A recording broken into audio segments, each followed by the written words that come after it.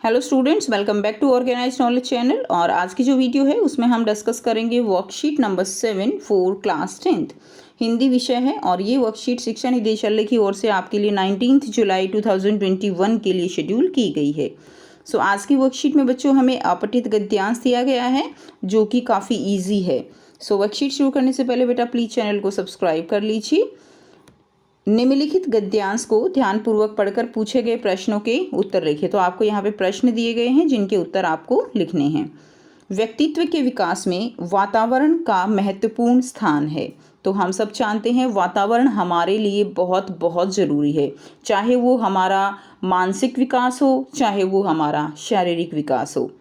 सो व्यक्ति के विकास में वातावरण हम पर बहुत ज़्यादा प्रभाव डालता है।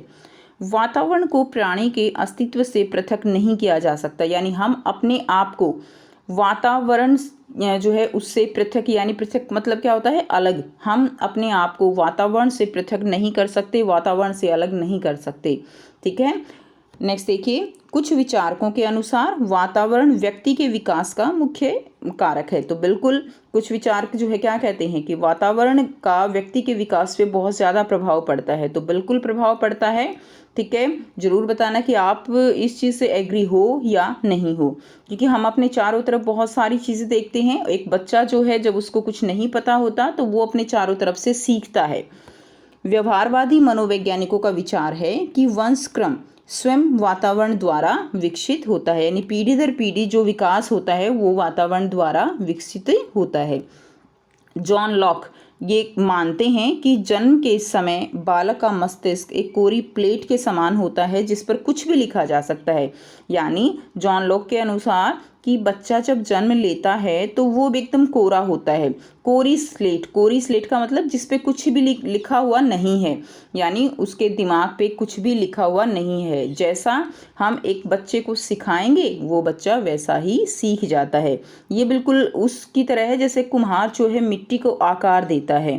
ठीक है, जैसे कुम्हार के हाथ में जो है जो कला है जिससे वो मिट्टी के आकार को देता है, मिट्टी को किसी भी आकार में वो बदल सकता है। तो यहाँ पर भी बच्चा जो है उस कच्ची मिट्टी के समान है जिसको वातावरण जो है क्या कर सकता है, उसको जो है उसी के अनुसार ढाला जा सकता है।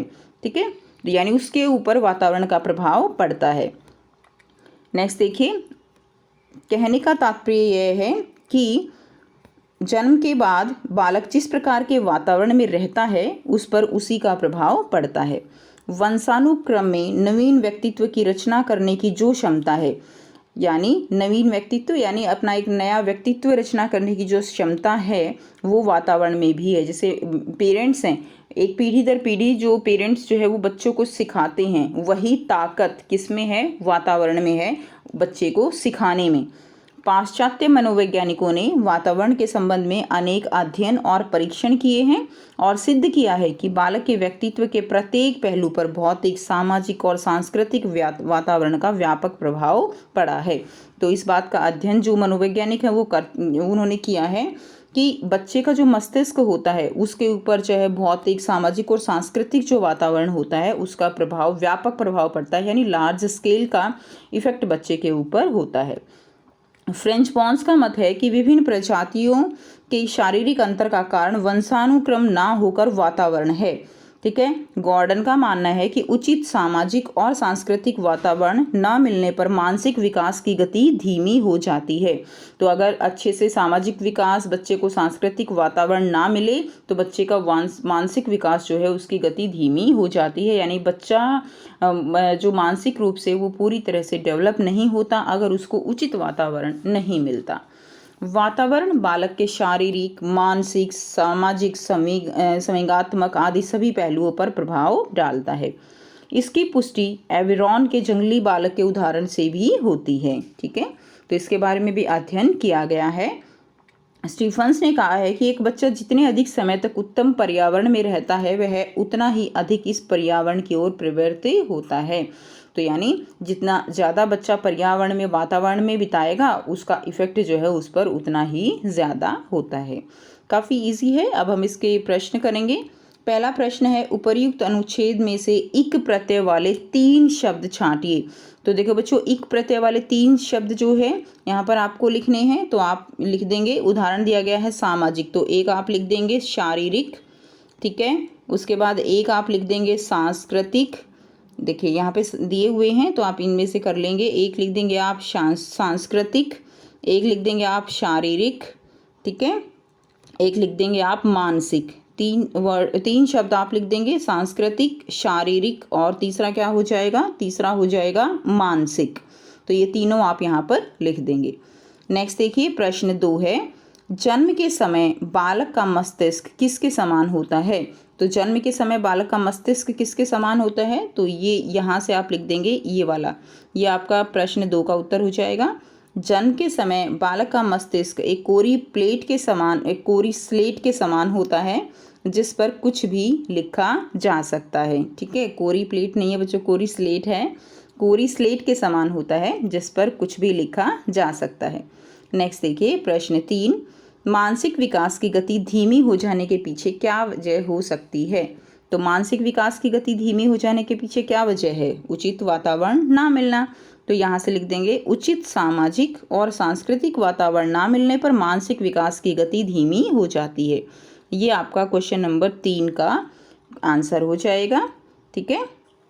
नेक्स्ट देखिए, क्वेश्चन नंबर 4 है। क्वेश्चन नंबर 4, आपके अनुसार किसी बालक के व्यक्तित्व के कौन कौन से पहलू हो सकते हैं।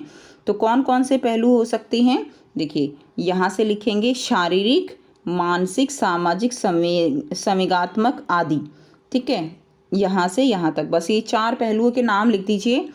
ये नंबर 4 का आंसर हो जाएगा, ठीक है। शारीरिक, नंबर 1 लिख दीजिए शारीरिक, नंबर 2 मानसिक, नंबर 3 सामाजिक, नंबर 4 लिख दीजिए संवेगात्मक।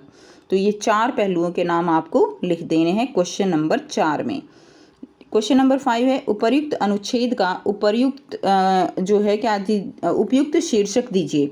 तो बच्चों शीर्षक क्या होता है, जो पैराग्राफ है, जो अभी आपने अपठित गद्यांश पढ़ा वो किसके बारे में है, तो वो आपको देना है। तो यहाँ पे आप अपने अकॉर्डिंग भी छांट सकते हो, जैसे वातावरण का बच्चे पर प्रभाव या वातावरण का प्रभाव, ठीक है, वातावरण का प्रभाव। तो ये जो है क्या हो जाएगा, उपयुक्त शीर्षक हो जाएगा। इसके अलावा और भी आप लिख सकते हो, वातावरण का महत्व, ठीक है, पर्यावरण का महत्व, इस तरह से आप और भी शीर्षक दे सकते हो। तो ये हो गई आपकी आज की worksheet and I hope students आप सबको बच्चों वर्कशीट क्लियर है। कोई भी डाउट है कमेंट सेक्शन में कमेंट करके पूछ सकते हो। वीडियो अच्छी लगी तो लाइक कर दीजिए, शेयर कर दीजिए, चैनल को सब्सक्राइब कर लीजिए। सो थैंक्स फॉर वॉचिंग, मिलते हैं नेक्स्ट वीडियो में।